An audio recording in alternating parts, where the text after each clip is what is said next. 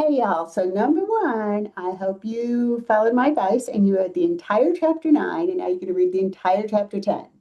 And also, there's a video that's in the end of the first section of chapter 9. You should probably watch all the videos, but you should particularly watch that one. And the reason we're taking a little break here and taking 3 weeks to cover 2 chapters is this stuff on sampling distributions is fundamental, which is why I'm doing a couple more videos on it.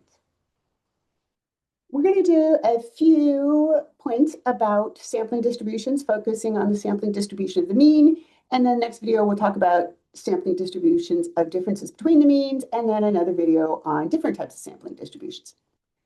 First of all, if sampling is unbiased, the sampling distribution of the mean is normal. Now remember from chapter 7 what a normal distribution looks like. Here are some reasonable expectations of an unbiased sample. There's going to be some error. When you take a sample, it's probably not going to exactly represent the population. You get a few people who are taller, fatter, smarter, whatever than average, or you might get a group that's a little bit below average. So it's probably not going to exactly represent the population. The errors that overestimate the population mean should occur as often as errors that underestimate the mean.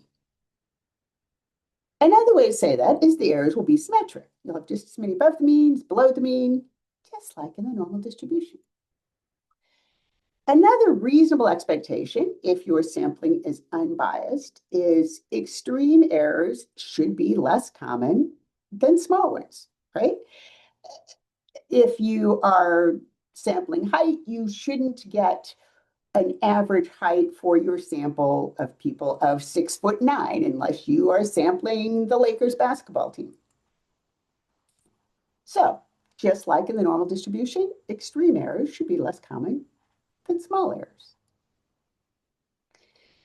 The more samples you take, the closer your distribution of means is to normal. So I hope that you all did that exercise, the simulation with sampling means. If you didn't, go and do it.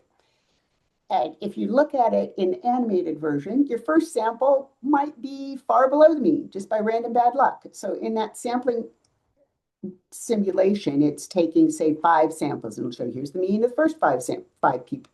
Here's the mean of the first 30 people that I measured. Here's the mean of the next 30 people I've measured. Here's the mean of the third 30 people I measured. So for each of those samples, you get a mean. Now, your first sample, just bad luck, you might be far below the mean. And then your second sample might be a little bit above the mean. Your third sample might be a little bit below the mean. But if you took enough of them, if you took enough samples, eventually the distribution of the means of each of those samples would resemble a normal distribution. The standard error of the mean, the average amount by which a mean of a sample differs from the true mean of the population, is a function of 2 things. The standard deviation, how much variance there is in the sample, which the standard deviation, you remember from an earlier chapter, is the square root of the variance. So the standard error is a function of the standard deviation and the number of people in your sample. And you know this intuitively. You might think, I've never thought about that in my life. No, I don't. But you do. So think about this. The variance in the number of limbs a baby has is very low. Babies have 2 arms, 2 legs, they have 4 limbs. That's it.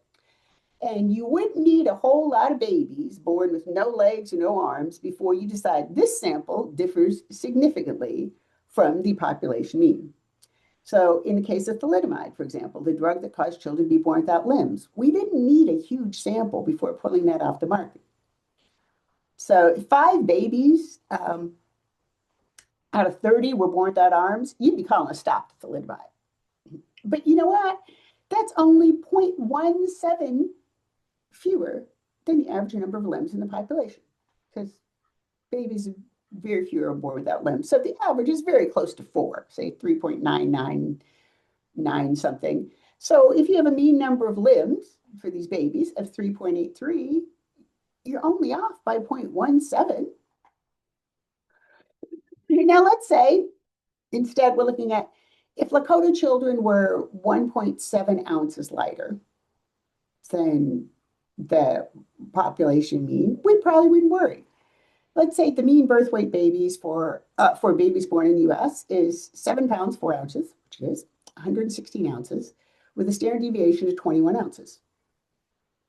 If we had a sample of 30 Lakota children and their mean birth weight was 113 ounces, or about 7 pounds, 1 ounce, we probably wouldn't worry about that too much. Now, why not? We understand that variance in weight is much greater than variance in number of limbs. So even though we have the same number of people in the sample, 30, even though we have a much greater difference in the means, we're like, 3 ounces, not a big deal. It's not significantly different. Now, if we put our intuition into numbers here, what we're saying is the standard error of the mean equals the standard deviation over the square root of n. In our birth weight example, our standard error would be 21 divided by 5.48, which is the square root of 30. And that gives us 3.83 ounces. So the standard error is 3.83 ounces. Now, going back to what we know about the normal distribution, do not make fun of my drawing of the normal distribution here. So let's round it to 4. So we get 116 is our mean. And from 120, which is 116 plus 1 standard deviation, to 112, which is 116 minus 1 standard deviation, that's where 68% of the time, just in a random sample, we would find the mean. And what that's telling us is our mean of 113 over here isn't wildly different from what we'd expect. It falls within the range that we would expect 2/3 of the time.